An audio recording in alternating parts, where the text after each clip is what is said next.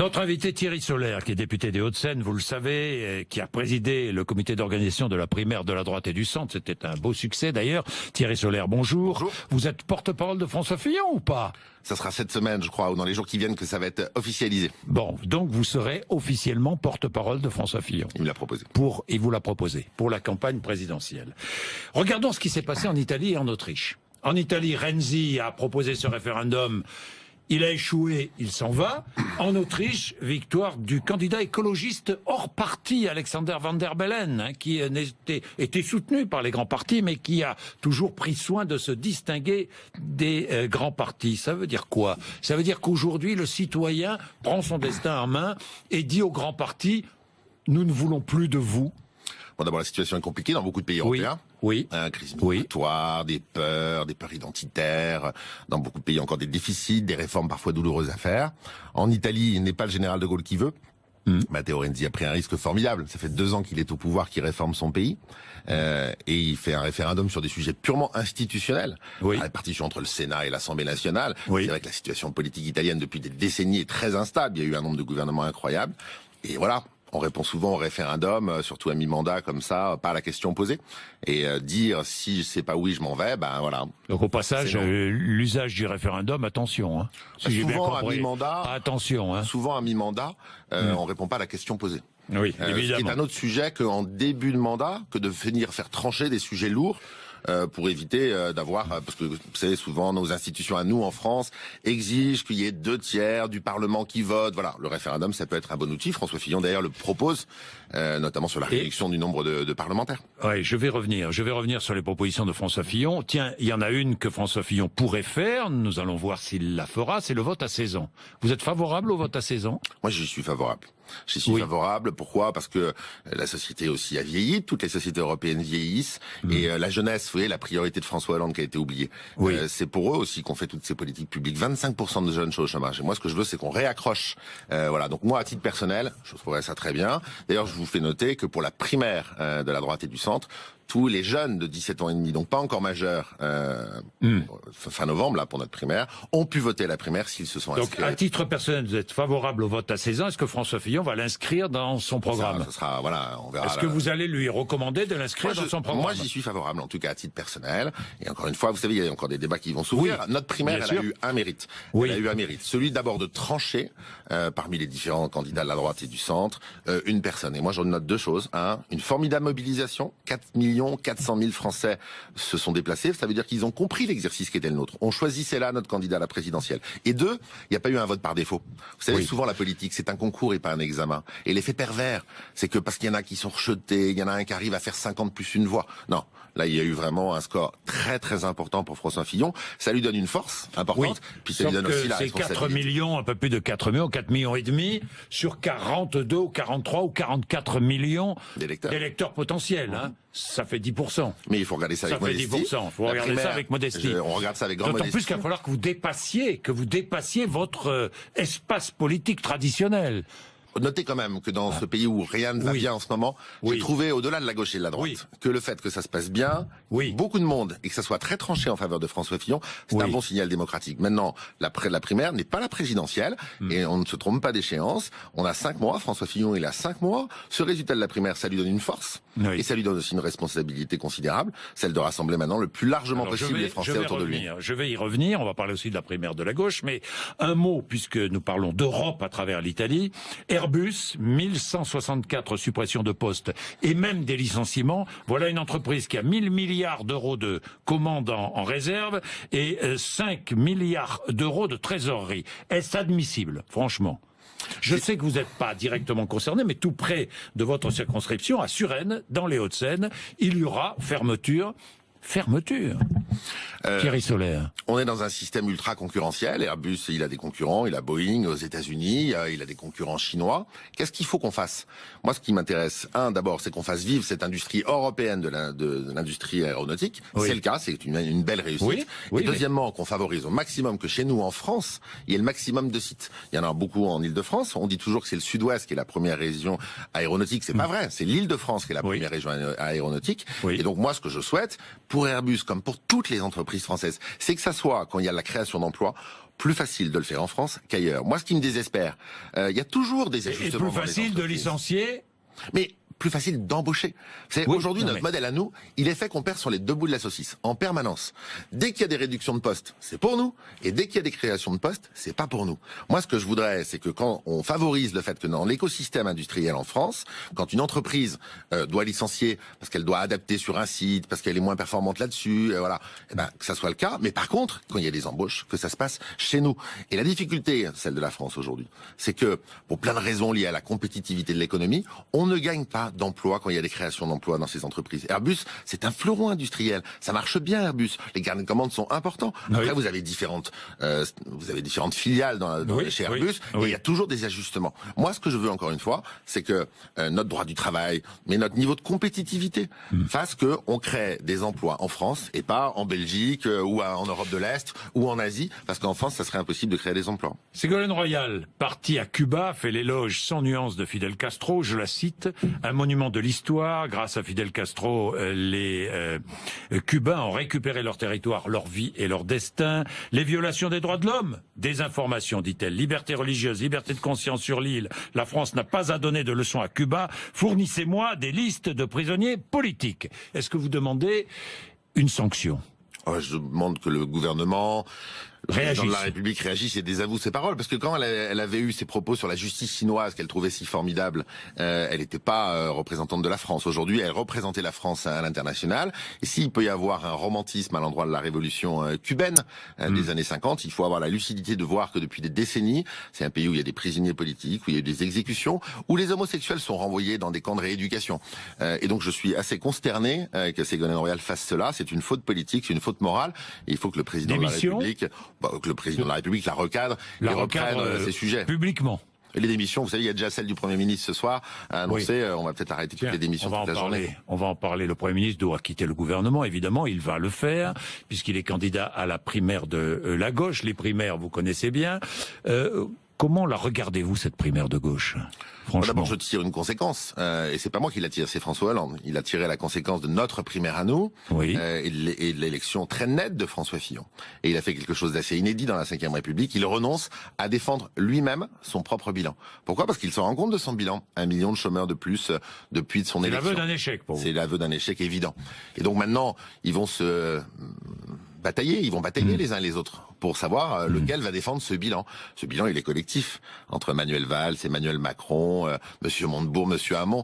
C'est l'ancien Premier ministre, c'est l'ancien ministre de l'Éducation nationale, c'est l'ancien ministre de l'Économie, c'est l'ancien ministre de l'Industrie, qui vont chacun, à l'occasion de cette primaire ou en dehors de la primaire, revendiquer l'héritage de François Hollande et de ce bilan de ce quinquennat. Alors vous, qui avez organisé cette primaire de la droite et du centre, est-ce que vous pensez qu'un face-à-face entre Manuel Valls, Arnaud Montebourg, Benoît Hamon, Marie-Noëlle Lienemann, Gérard Filoche, ça va passionner les foules?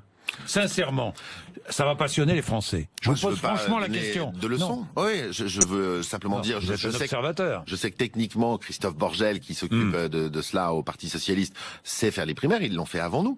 Pourquoi fait-on des primaires en France depuis maintenant quelques années, à gauche d'abord, puis maintenant nous à droite? Parce qu'on a la nécessité d'être rassemblés dès le premier tour de l'élection. C'est le 21 avril 2002. Qui a initié les primaires à gauche, parce que la gauche n'était pas rassemblée en 2002. Lionel Jospin n'a pas été qualifié au second tour. Aujourd'hui, ils font des primaires à chaque fois. La difficulté aujourd'hui, c'est qu'entre Mélenchon en dehors de la primaire, Monsieur Macron qui refuse les primaires et tous ceux qui sont dans la primaire, je vois pas bien comment tout ça va se passer. Mais c'est pas mon rôle. Moi, mon rôle, c'est quoi? C'est comme tous les parlementaires, comme tous les Français qui soutiennent François Fillon, c'est de créer, maintenant qu'on a un candidat bien clair, bien net, qui a été plébiscité par les Français à l'occasion de cette primaire. Par une partie des Français. Par une partie des Français à la primaire. Voilà, qu'on l'accompagne pour convaincre les Français que le redressement de la France, c'est une nécessité. Et qu'on sorte des caricatures. Moi, la primaire de gauche, dit Emmanuel Macron, va stigmatiser un déchirement autour du bilan du quinquennat. Il a raison? En général, quand on refuse les primaires, ce que fait Emmanuel Macron, c'est qu'on a peur de les perdre. Il a peur de les perdre. Moi, j'ai jamais vu quelqu'un qui refusait une compétition quand il pensait la gagner. Si Emmanuel Macron, il a tort. C'est pas à moi de lui dire. Non, mais vous pensez. Moi, je pense qu'en général, je constate depuis toujours que quand quelqu'un refuse une compétition, c'est qu'il a peur de la perdre. Voilà. Oui. Et après, encore une fois, à la gauche de se choisir son ou ses candidats. Moi, ce qui m'importe encore une fois, c'est qu'on redresse le pays.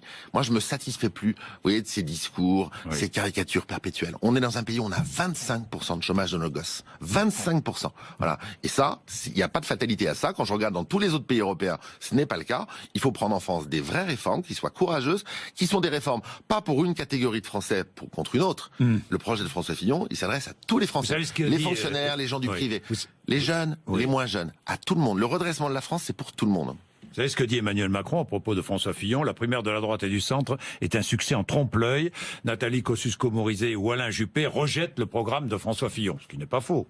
Non, c'est complètement faux. C'est faux. C'est faux, il y a toujours des nuances. Moi, je vais vous dire ce que j'ai constaté à l'occasion de nos propres primaires. Au-delà du résultat, de la participation. C'est que bien sûr qu'il y avait des différences entre les uns et les autres. Nathalie Kosciusko, Bruno Le Maire, Alain Juppé, François Fillon, Nicolas Sarkozy.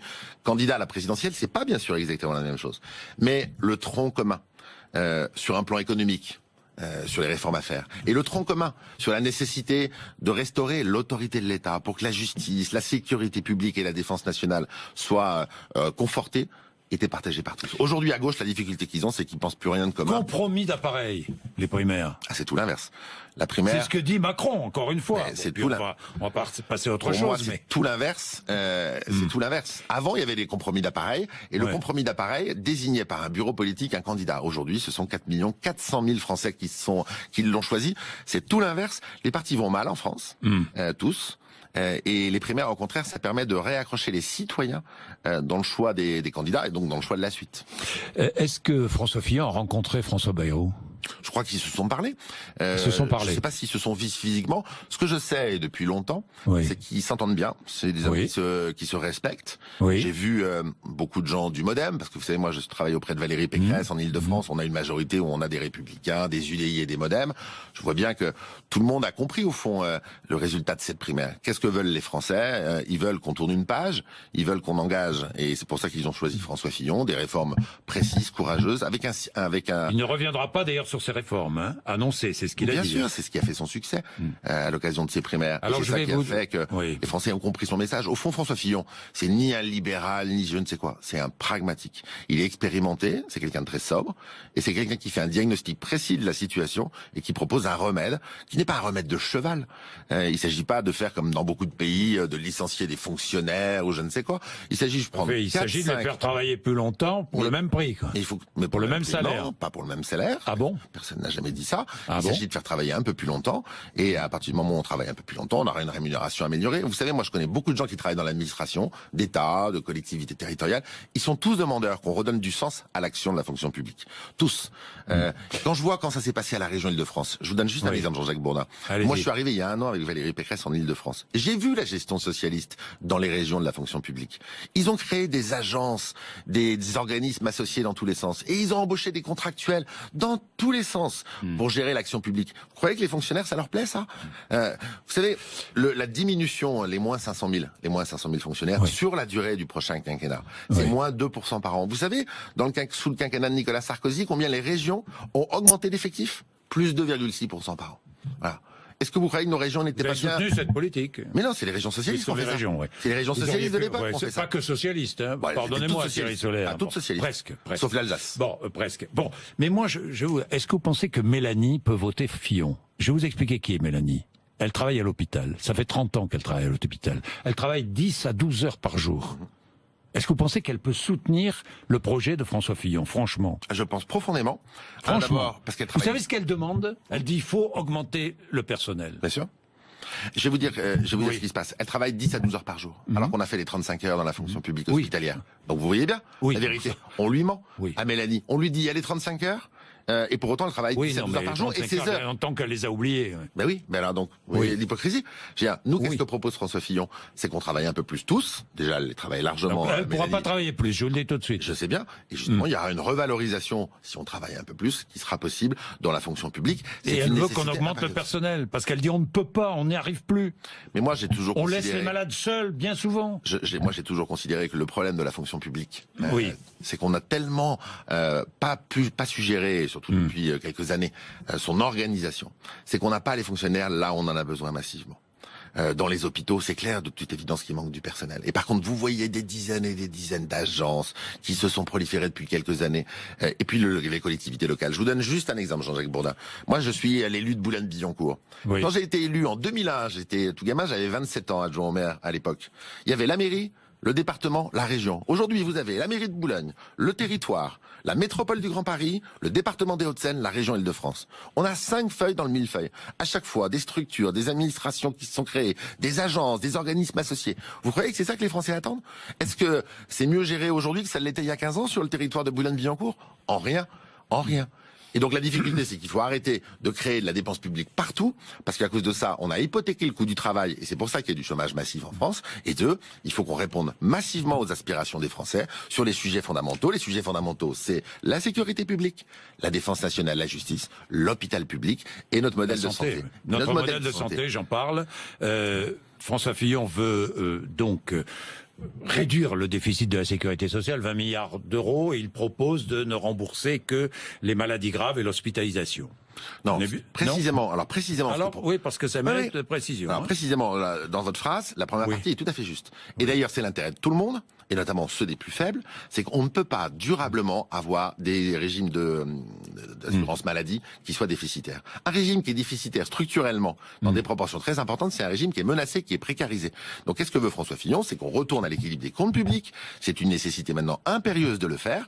Et deux, il pose un débat qui est de savoir qui va payer. Entre la Moi, je pose le débat et je pose la question qui va payer. Exactement. Et il souhaite, et il a parfaitement raison, je trouve ça plutôt pas conservateur que de poser ce débat-là, que de dire, entre la partie assurance maladie et la partie assurance complémentaire, posons le débat de savoir quelle répartition. Et il précise tout de suite. Qui va payer? Et il précise tout de suite que pour les plus modestes et les plus fragiles des Français, personne n'envisagera jamais qu'on baisse le niveau de remboursement. Pour celui qui gagne 2 000 euros, pour le foyer qui gagne entre 2 000 et 3 000 euros, on a calculé. Ça fait une mutuelle qui augmente de 1 200 euros avec un couple et 2 enfants pour un couple et 2 enfants par an. Non, pas obligatoirement. Mais quoi? C'est ce que dit la mutualité française qui a fait déjà des chiffres, des calculs. Ce qui me frappe dans la période actuelle, c'est que tout le monde est d'un conservatisme parfait. Mais personne n'ouvre les yeux sur la situation de notre pays. Non mais Jean-Jacques Bourdin, les Français devront payer. Non mais c'est l'inverse. Les Français. Mais dites-le, pourquoi pas? Soyez franc, direct. Mais je suis très franc. Les Français, ils payent l'addition aujourd'hui.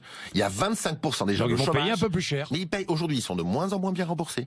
Madame Touraine a passé les 4 dernières années à baisser les remboursements à chaque fois. Les retraites des plus petits retraités ne font que baisser. Les gamins sont au chômage à 25%. Il y a un chômage de masse dans notre pays et on a 8 millions de pauvres. Donc moi, j'en ai assez de passer ma journée à entendre des gens qui sont syndicalistes, qui sont socialistes, qui sont ceci, qui viennent vous dire ah là là, la casse sociale, la casse sociale. Voilà. Moi, le débat qui est posé par François Fillon, et je sais que le parti va travailler à ça, Bernard Accoyer et Gérard Larcher, c'est de dire entre la partie assurance maladie et la partie assurance complémentaire, travaillons à voir en fonction des différents sujets, qu'est-ce qui est pris en charge par l'assurance maladie? Qu'est-ce qui peut être pris en charge par l'assurance complémentaire? Je vous rappelle que notamment pour les salariés, les mutuelles ont été absolument généralisées aujourd'hui. Tous les salariés... ça ne change rien du tout, hein, pardonnez-moi. Si, il n'y avait pas de mutuelle. non, ça fait 400 000... Non, vous avez vu les chiffres? Vous savez, la mutuelle...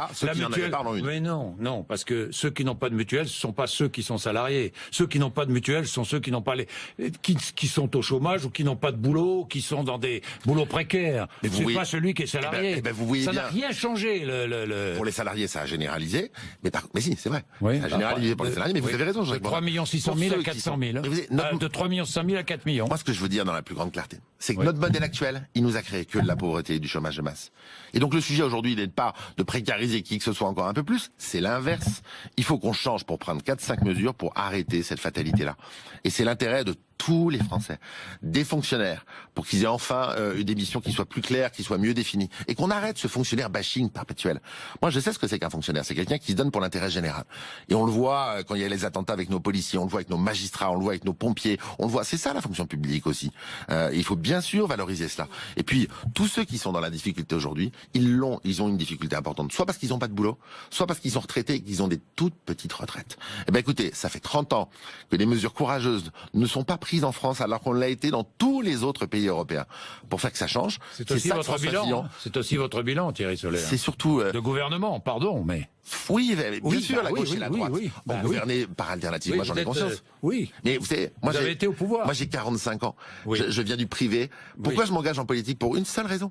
Pour qu'on arrête avec ce déterminisme-là, cette fatalité et que les choses changent. Et le projet de François Fillon, c'est vraiment pour tous les Français.